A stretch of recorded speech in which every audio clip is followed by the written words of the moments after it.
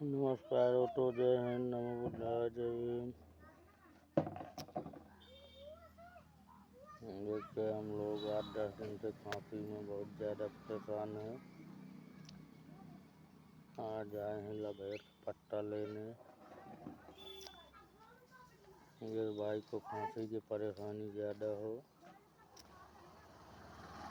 लबेर की पार्टी लेकर के चाय पत्ती में डाल करके इसकी पत्ती की चाय बनाएं।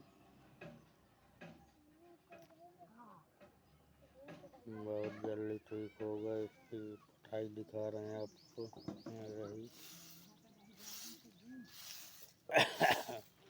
4 से 5 पत्ती अपना इलाज, रामबाण इलाज है, आयुर्वेदिक है।